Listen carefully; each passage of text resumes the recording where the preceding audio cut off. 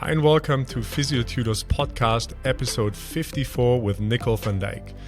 Nicol is a physiotherapist and clinical researcher currently occupying the role of injury surveillance and medical research officer with the Irish Rugby Football Union in Dublin, Ireland. In 2018, Nicol completed his PhD in health sciences at Ghent University in Belgium, titled Risk Factors for Hamstring Injuries in Professional Football Players. During this time, Nicol was a physiotherapist at the Aspetar Orthopaedic and Sports Medicine Hospital. Today, we will be talking to Nicol about injury prevention.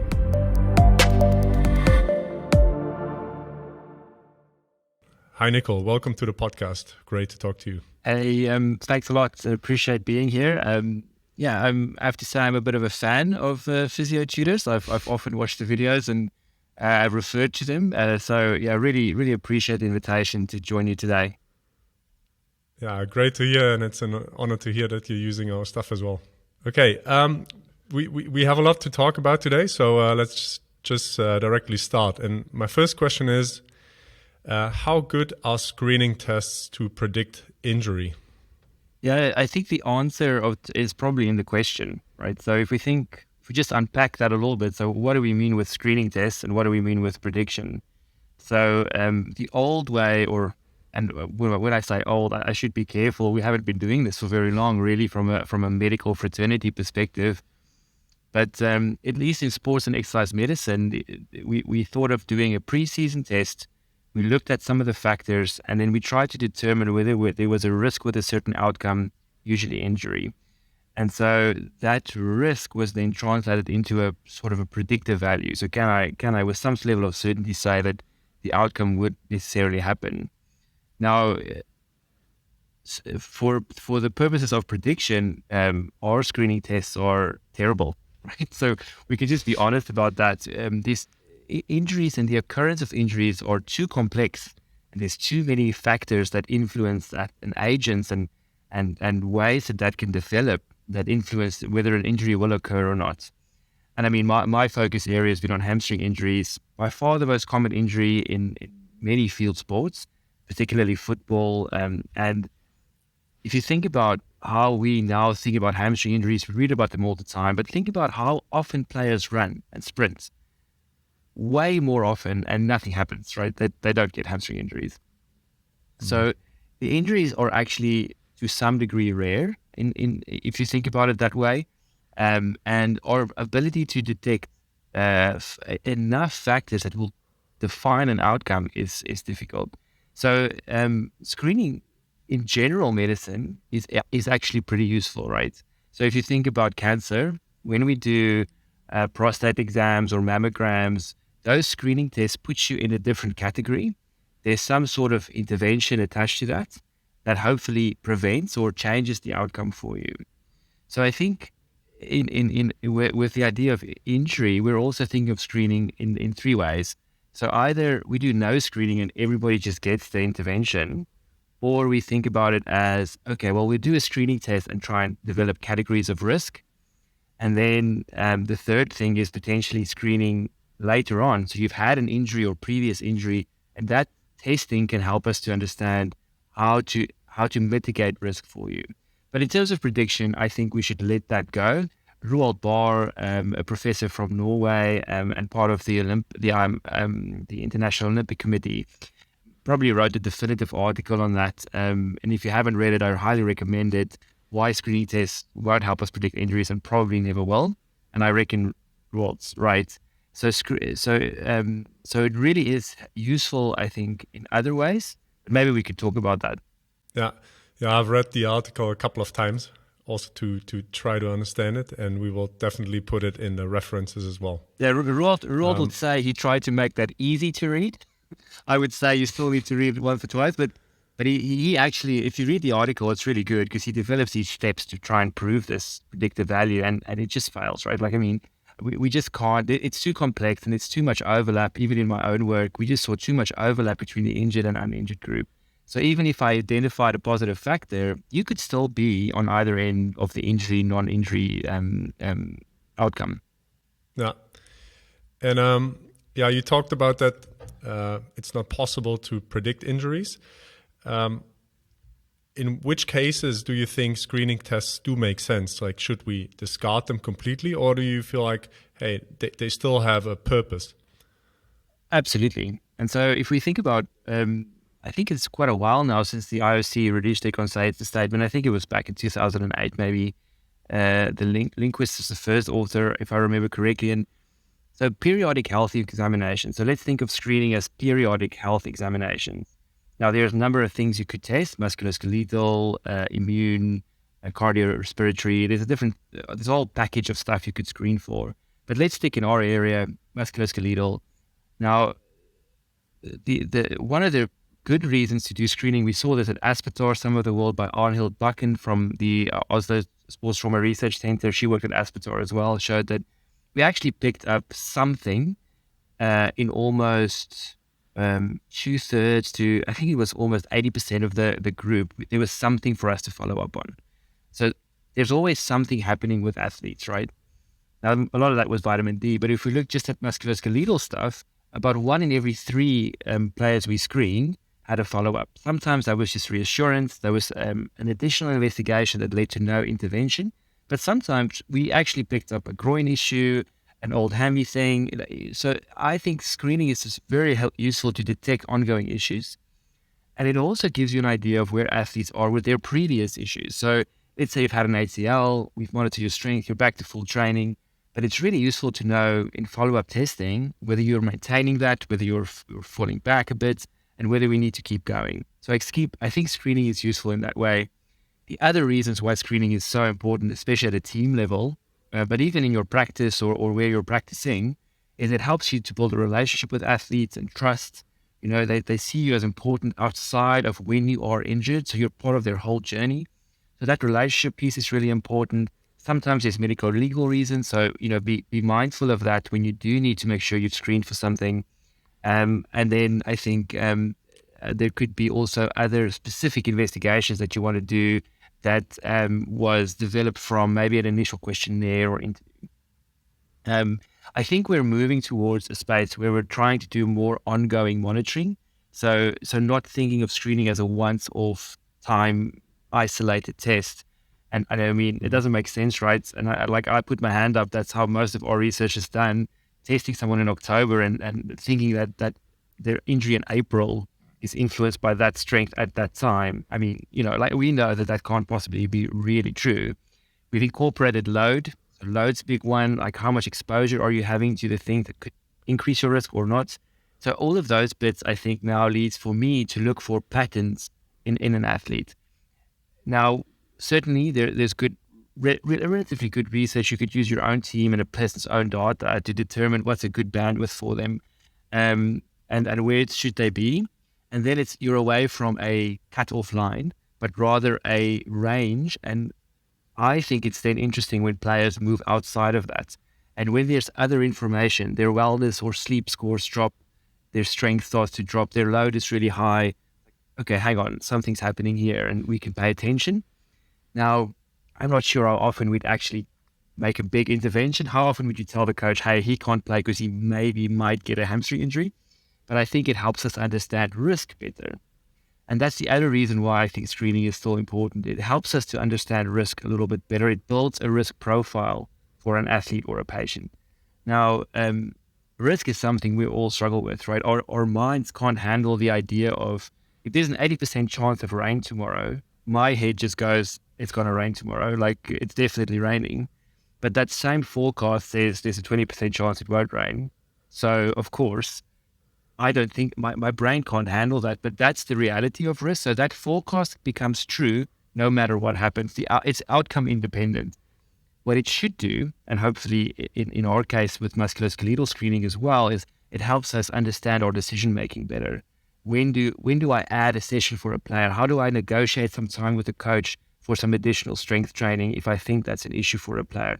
That's where the decision-making piece comes in. And you have a bit of evidence then to go and make those decisions. Yeah, you touched upon different risk factors and creating a risk profile.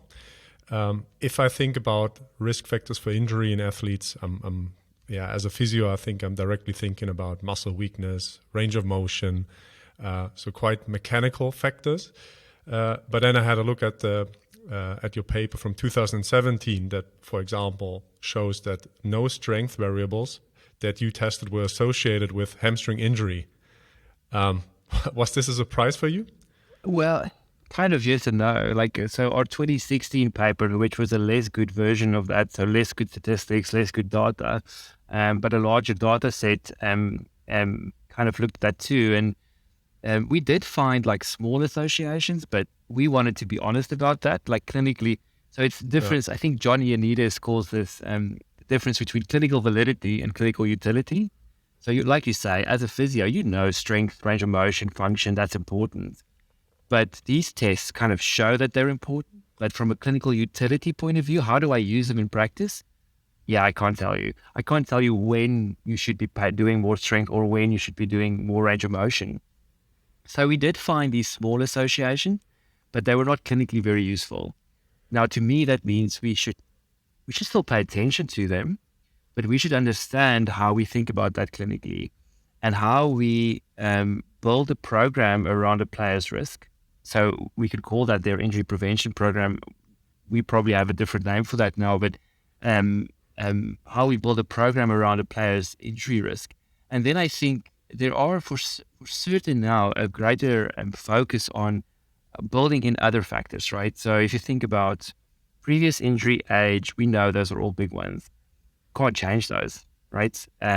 Maybe to some degree gender, if you wanna think about the differences there, and then also load, right? So workload, although that's a very contentious issue as well at the moment, and it's a difficult one to define well.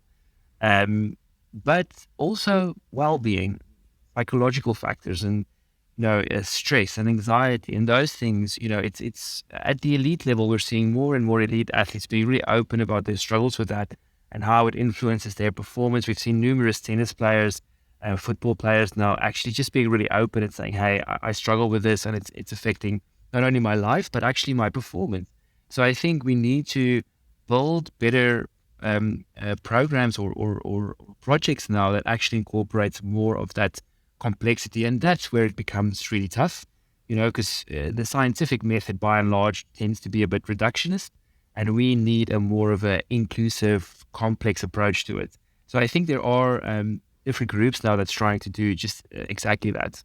Thanks for your answer, Nicol. And you already mentioned a couple of factors besides the mechanical factors, and that was also something that I wrote down as a question. What I wrote down was how much of a factor is previous injury, and what about sleep and anxiety? So I think my question would be, is there one factor or maybe more than one factor that comes out as the biggest risk factor in different papers? Yep. Well, previous injury, right? I mean, like we know. So this is, I get really excited about this. We didn't really intend to do this in our projects at Aspetar, but it was really interesting. And I have to be careful because it wasn't part of our methods. But I think it's a logical deduction. Okay, so here we go. And this is why physio should get excited about previous injuries. We had a very closed system. So all the football leagues had Aspetar as their central point of care. So when we started our hamstring projects, first we looked at PRP, then we looked at Rehab. So some fantastic work from there. But all of our players, and then also our medical staff at the clubs, right, our national medical support program, had a really good rehab. Even if you were in the control groups of these trials, you had essentially fantastic rehab, right? And with my papers, looking at the first paper was when the first trial ended, so looking at the data before that, and then the second paper looked at everything since then, the previous injury as a risk factor disappeared. So even more surprising than the strength stuff was like, hey, hang on, where did this really strong risk factor go? Because we know that it's a problem. And then we realized that potentially, because of the good rehab, it's kind of a close, we were helping mitigate the risk of the follow-up injuries or the re-injuries. We had reasonably low re-injury rates in those trials. And we've seen this before in Norway when some work in volleyball, also by Roald and their group, showed that actually you can mitigate the risk of having a previous injury if you're doing excellent rehab, and then there's a good return to sport process. Now, this was a real world setting. This was not a lab, right? So we could have probably been even better. But I mean, sometimes you have to play, sometimes you have to take risks. I think the good news for physios is actually, if you do an absolutely amazing job in rehab, then you probably have a really good chance of mitigating risk.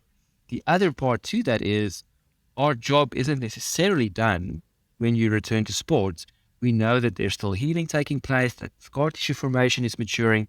So we have probably a role to play in the continued tertiary prevention, so preventing re-injuries for players. And I think that's a really exciting space for us for physiotherapists to make themselves really valuable. Yeah, that's really interesting data. And I mean, you guys are working with elite athletes and you have great facilities.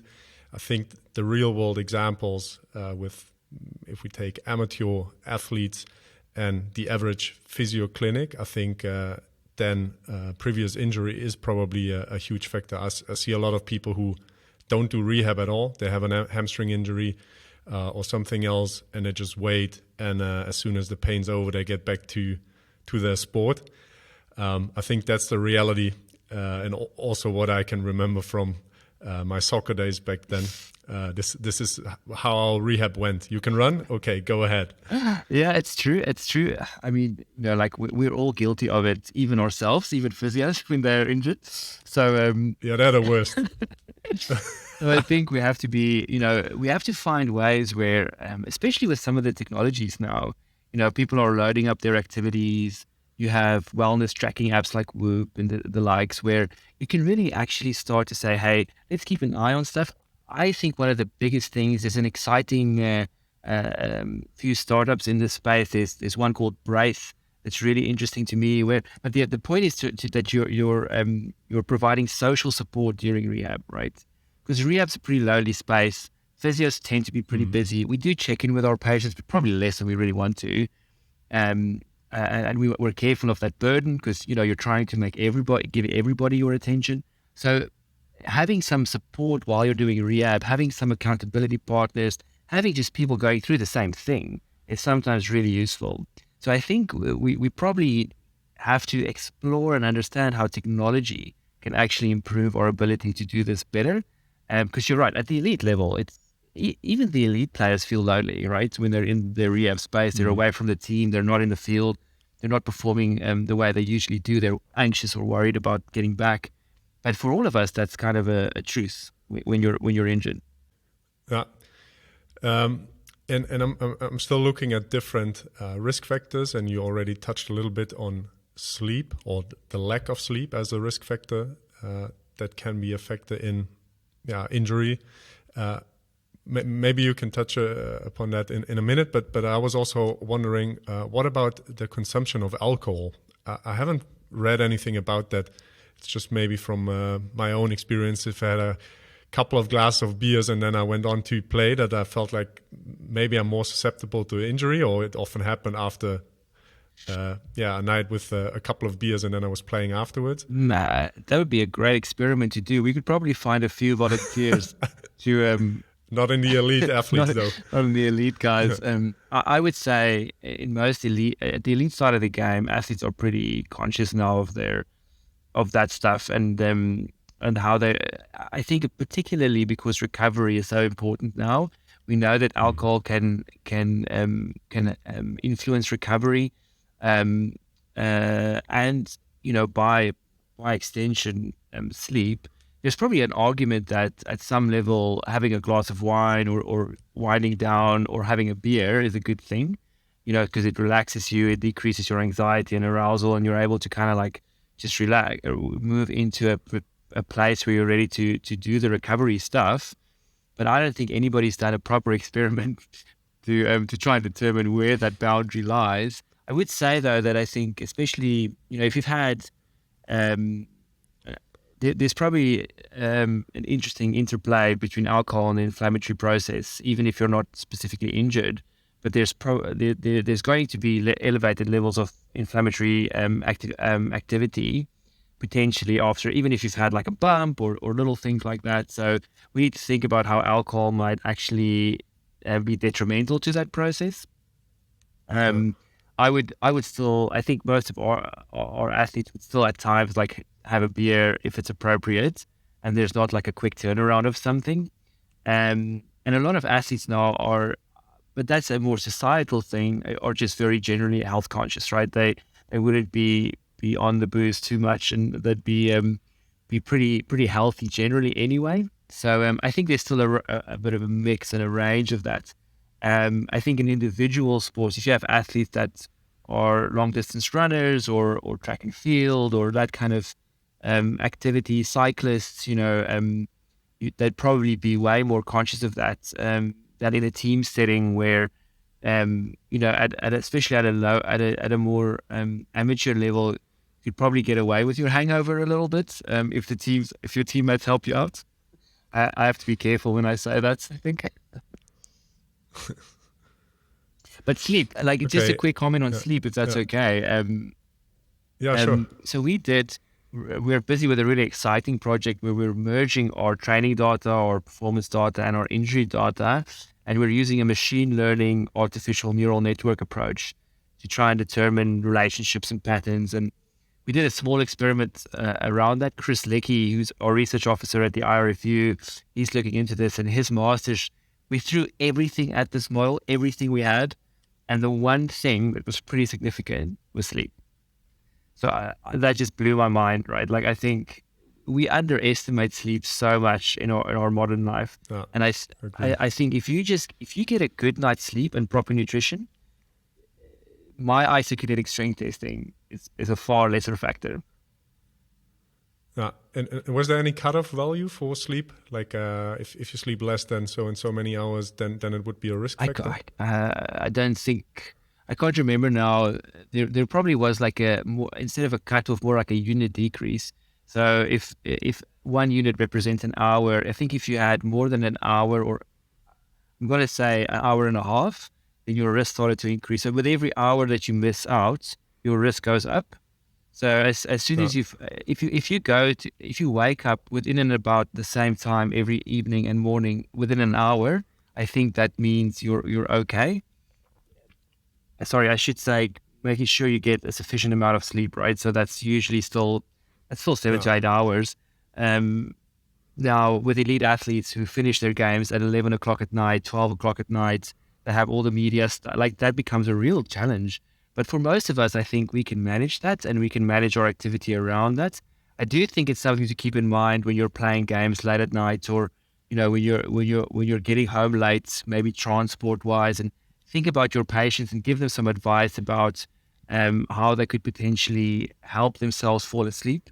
And general sleep hygiene around that. So we know all the stuff we can do to sleep better, but if you really struggle with getting to bed, even a cold shower is actually not a bad idea to decrease your arousal. If you don't have a problem with that, try and heat up a little bit so it actually activates your body's cooling system.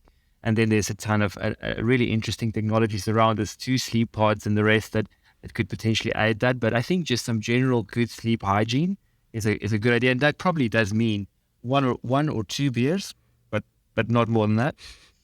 Yeah, that's linked. I think Andreas and I both read that book from Matthew Walker, Why We Sleep. I don't know if you're familiar with that. And he touches a lot on alcohol and sleep quality. So he says even a glass of beer will have a negative effect on your sleep quality, not so much how long you sleep, because some people, they benefit or they fall asleep quicker, but their sleep quality will not be as good as if you don't drink any alcohol. Yeah, and you have to balance that out. But yeah, Matt Walker's stuff is pretty interesting. I mean, I think if you haven't watched his TED Talk yet, then it's worth it. Sleep is your superpower or something like that, I think. So for the listeners, that might be something. But yeah, like I don't think we need to be too prescriptive, but certainly keep in mind that if you're drinking 3 or 4 glasses of wine every night, then you might go to bed at the same time, but you're not getting into those deep sleep cycles as well. And I think those are really important. Even for any athlete, I'm happy to say I'm a pretty amateur triathlete. And when we were training for Ironman, like it just becomes like you get into such a good habit because you know that if you don't sleep, you're just not going to be able to do what you need to do that week. No. So so sleep's a big one. And looking at my list, I want to get back to what we talked about in the beginning, that just identifying risk factors is not enough to prevent injury. And that's also something you stated in a paper of yours in 2018, where you say identifying risk factors does not mean we can identify the athlete at risk. Can you elaborate on that? Well, it is a little bit like we've said now, right? I think at a group level, we can establish that certain factors are important, and that hasn't changed too much. I mean, we haven't reinvented the wheel. It really is about strength, length, and exposure, right? It's a little bit of function and mechanics for sure. The guys from Spain have done a lot of work on that in the hamstring space, JB Moore and Jordan Mindagucha around sprint mechanics and the importance of that. I think you have to be careful as a physio to interfere too much with that and really think about the coach and think about the trainer and what they're trying to achieve. But at a basic level, we know that we need to pay attention to these factors. And for each player, it will present differently. So a combination of these things will emerge in a different pattern. So I've had players where I thought, okay, well, if we just get you more flexible, then that should fix it. And then that had a detrimental effect, I have to say, on their performance. Like, okay, well, maybe that wasn't the best idea. We'll reverse that pretty quickly. But so I think be careful of focusing on an isolated factor and thinking that this will be the thing for all athletes. That doesn't work. And I think most of us clinically, we're intuitive to that. So understand what's important to your player. Where are they in their evolution as well? Are they at the beginning of their first ever 10-kilometer run? Or are they a seasoned marathon athlete trying to break 3 hours? Those are different athletes. Or is that 20-year-old or is that a 30-year-old? Have they had an injury? These factors will start to help you understand how to build the program or your intervention around the risk for that person. So I think we're trying to establish these risk patterns to understand what we could do to aid people in what they're trying to achieve. And that's really the important, understanding what you're trying to go for here. And that a part of that is really understanding and really listening to what the person needs are. So really get to the bottom of, like, are you doing this for fun, for enjoyment, for achievement?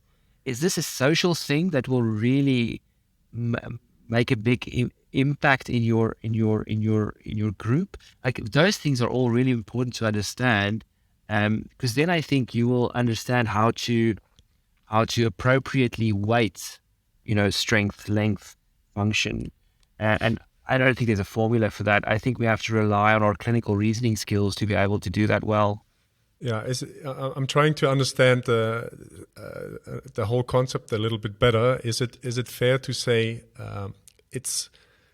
predicting injury on a group level versus on an individual level is a bit like research in general, where we do a study on 50 people, we see,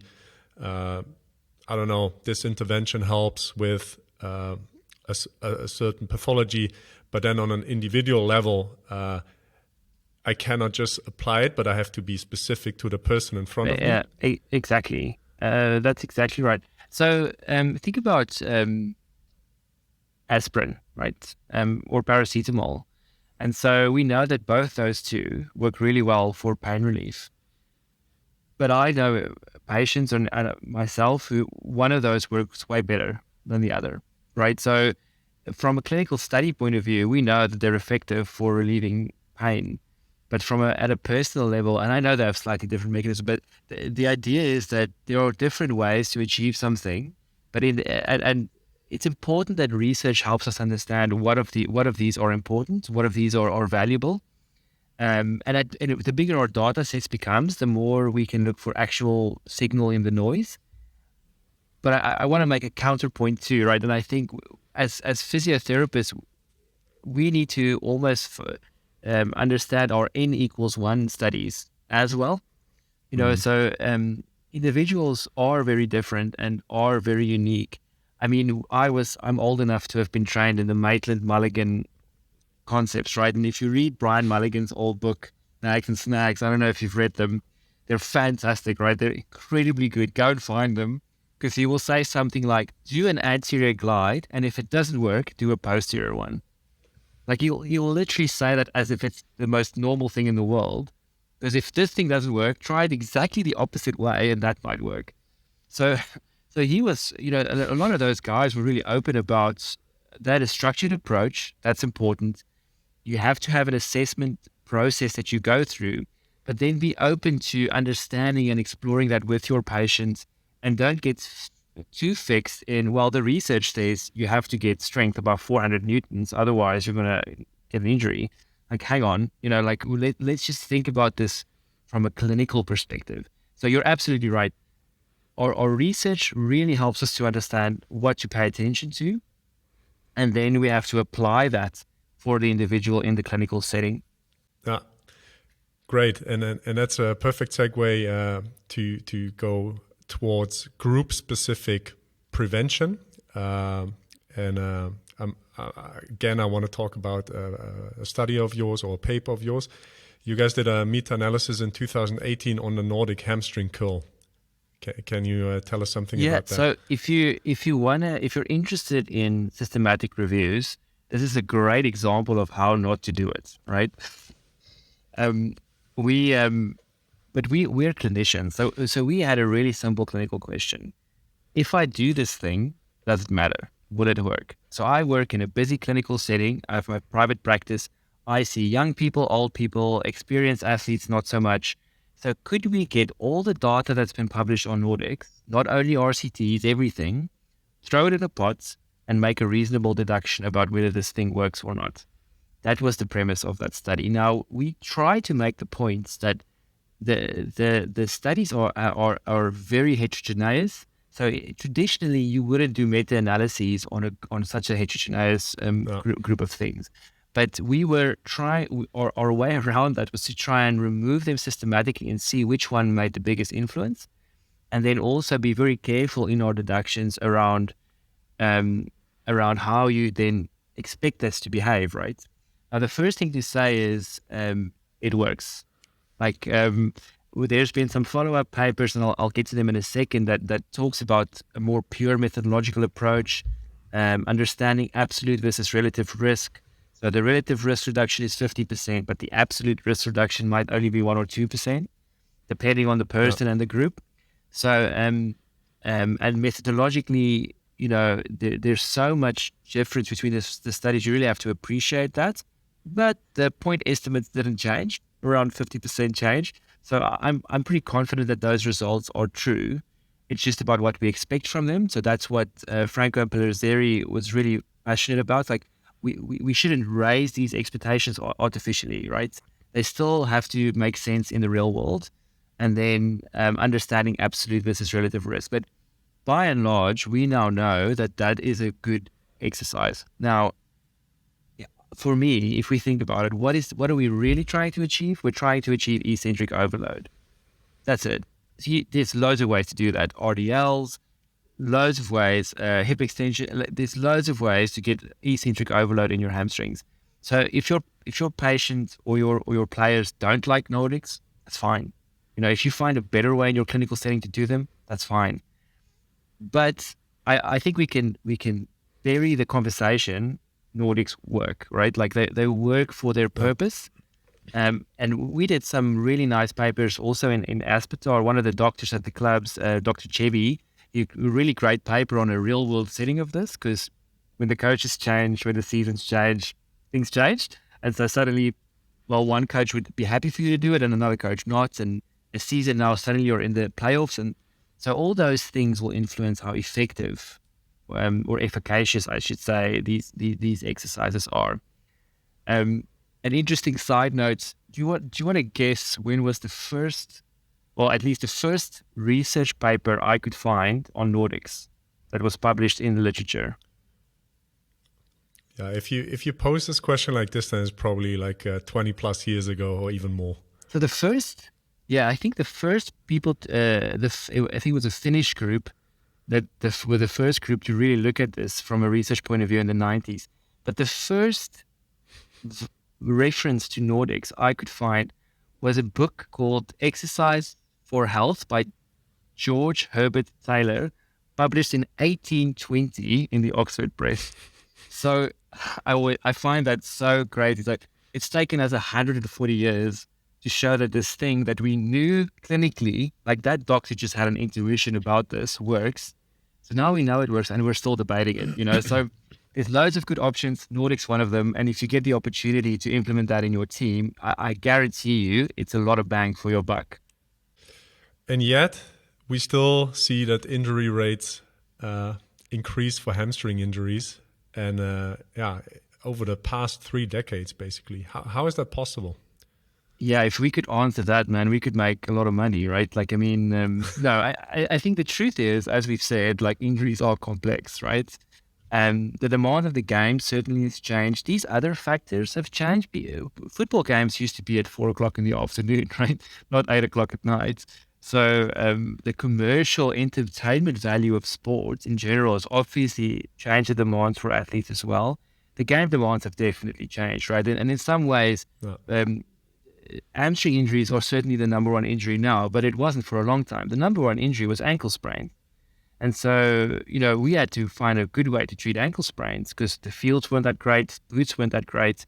And so suddenly that evolution of those technologies, both the surface and the shoe, meant that we didn't see as many of those. And now they were able to run faster, train harder, and now we're seeing hamstring. Interestingly enough, I think in a lot of the women's sports, right? So both football and rugby, we haven't seen hamstring injuries be a problem for a long time. And now they're starting to come through, right? Because finally we've, and I mean, it's still a long way to go, but women's football and like it's becoming more professional. Women are getting paid to do the sport, and they're able to now train and play constantly hard. So we're seeing the evolution there as well as the sport becomes more professional, that they're also struggling with the same injury pattern. So how do we get in front of it, right? How do we do that? And I think the answer is the problem is still the solution. So why we're seeing these higher rates is probably too a complex answer to just nail down to one thing. But what we do about it is probably what we need to ask. Really, really interesting stuff, Nicol. I want to get back to systems and injury prediction. We said just identifying risk factors and trying to mitigate them doesn't work. So there was a group that came up with the complex system approach to injury prediction. I think in your papers you also called it to pattern recognition or creating patterns. Could you elaborate on that? Like what is that? Yeah, so Natalia Bittencourt in your 2016 BJSM paper probably really emphasized this. I mean, this is again something that's been around for a while. Games, but applying games and systems theory to sport hasn't really been done well. And so Natalia kind of brought that to the fore with that paper. And since then, there's been a few attempts at trying to do analyses of this sort. Right now, you don't always need large data sets to produce machine learning approaches or complex approaches. I think what we probably need more, and this is difficult to do, which is why we haven't seen that many. The most common approach from a machine learning point of view is probably a cart analysis, so a classification and regression tree, which is really a decision tree, right? So if this happens, then this happens, then this happens, then this happens. So if it's a Tuesday and John plays tennis and it rains, his partner doesn't show up, right? So he can't play. So it's that kind of like, and we kind of know that with reasonable certainty. So if that pattern comes again, if it's Tuesday and it rains, we already know that what's going to happen. That's the idea, right? So it gives us a greater ability to predict, but it doesn't really, because surprisingly enough, things still don't happen always the way we think they will. So what I think we need more of is mixed methods approaches. So really introducing a qualitative component to the quantitative component.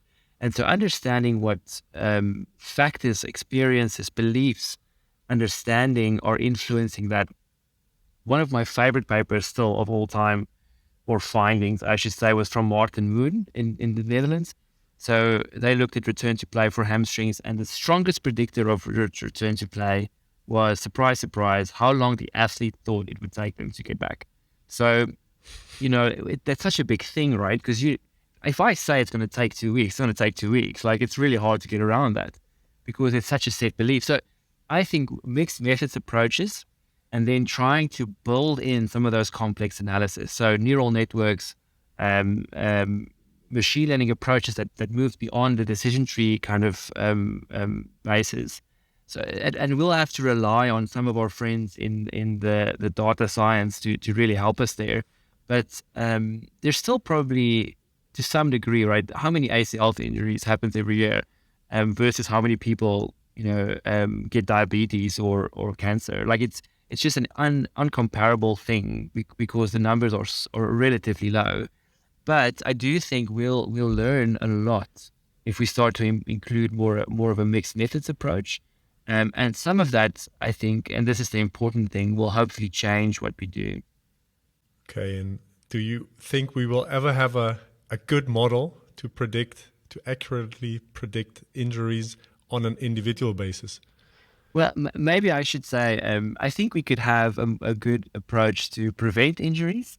I think prediction is kind of I just remember reading the other day, because it's such a good example, right? But in the 2016 US election, and I don't have an affiliation of any sort, so, but I think by and large, I think Hillary Clinton had a 70% prediction of winning that election, right? So nobody thought she would lose, even as the polls were showing. Still, like, she wasn't going to lose. Now, again, that means that if you had the election 10 times, 3 out of 10 times she would lose, right? But we don't think like that. But that means that election happened only once. It was one of those 3 out of 10, and she lost the election. So I think we still have to get our heads away from predicting and understanding risk and estimating risk into our decision making. That I think we can do well. I don't think we'll ever have a prediction system that alerts us well enough. I mean, even think about the weather, right? And how much data we have meteorologically. And we are pretty good at predicting the weather tomorrow, but we're awful at predicting the weather 7 days from now, and a month away, forget it. So I think we need to move away from that and more to a risk estimation model. Okay. Yeah, that's a good analogy with the weather, actually. Yeah, and it's true, right? I mean, here's the real thing, right? I'll end on this point, but so let's say there's an 80% chance of rain tomorrow. I usually will take my umbrella. Now, if it doesn't rain, I'm okay with that because I'm just happy it didn't rain. If there's a 20% chance of rain, I probably won't take my umbrella. Like, I'm okay with taking, but if it does rain, I'm not mad about that either, because I knew there was a small chance that it might rain. So in both those scenarios, you have two completely different outcomes, two completely different decisions, but we're okay with it. We're comfortable with what happened. And that's where I want to get to with having these conversations with patients, with coaches. Look, here's the profile. This is what might or might not happen. And we should be okay with the outcome because we've made a good decision based on the information. That, I think, is a big win for me. That's the easy thing in the Netherlands. Always take your umbrella or your rain jacket with. It's always raining. It doesn't matter. It's almost a given. It's very similar in Ireland, I can tell you. Yeah, I'm sure of it. Hey, and I have a last question, because we talked a lot about research and the constraints of injury prediction. And I'm sure we have quite a few listeners out there who work as team physios. What would be your advice to a physio trying to prevent injuries in team sports? Like, what can we take from this podcast and maybe apply tomorrow with our teams or with our individual athletes that we help?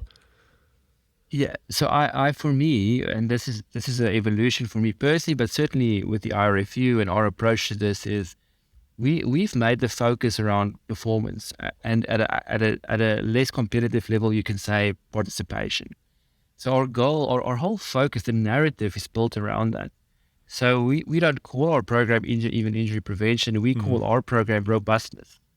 So we're trying to create robust athletes that can thrive on and off the field with whatever we're throwing at them. So whether it's training, whether match demands are high, we know we've given you enough in your performance zone that you can handle what's happening. And part of that performance or robustness program is Nordics, is Copenhagen's, is sprints, is mobility, stability, health. So I think if you really focus on performance, and so I really like the word robustness now, we're making robust athletes, robust individuals, then I think you're able to get people to buy into that way better. And I'm not trying to trick them into doing prevention. I'm not trying to make prevention sexy. I think this is a fundamental change in how we approach. And we know this from the literature. We know from the research that if we do these things, they work. But implementing them with the right narrative, with the right message, with an inclusive team approach, so the athletic trainer, the coach, the player, we're all part of the robustness program. I think that will give you the greatest success. And we've certainly seen that now, even at times when we have more injuries than we want. We see them get back quicker, and we see return to play better, and we see less re-injury. So I think there's loads of value in that kind of approach. Yeah, great stuff. That's a totally different perspective on injury prevention, or then increasing robustness, basically. Hey, and Nicol, looking at my questions, I'm through. I'm always asking all of our guests, is there anything that we haven't discussed yet that you would like to add or talk about? Yeah, I think it was great sets. I really enjoyed that. And the last thing for everybody listening, I'd like to say, and I think, we have such a great physiotherapy has such a great role to play in sport and exercise medicine, and I want to encourage everybody to also make sure that they're paying attention to developing their real skills, being able to communicate well, to listen well, to understand, to really be empathetic and generous with how you approach your delivery of service to those in your care. I think those are still the things that translates best and will able to give you the most, the greatest success and the greatest outcomes with your patients. Yeah, I can fully agree with that. Hey, and Nicol, where can people find you if they want to get in touch with you or learn more about your research and your work? They're welcome to reach out to me on Twitter. I'm probably less active there, but at Nicol van Dyk, still there. And LinkedIn, just Nicol van Dyk, you'll find me pretty quickly, or email me nicol.vandyk@irfu.ie. All right, we'll also put that in the transcript. Okay, on that note, Nicol, thank you so much for your time and for sharing your knowledge with us. It was a great pleasure to have you, and thanks a lot for listening to this episode.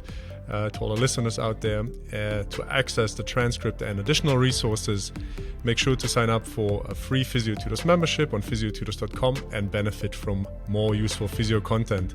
And if you enjoyed this episode, hit the subscribe button or follow our podcast on Spotify or Apple Podcasts, and also consider leaving a review if you really enjoyed it. And with that being said, this was Kai for Physiotutors, and I'll talk to you in another episode. Bye.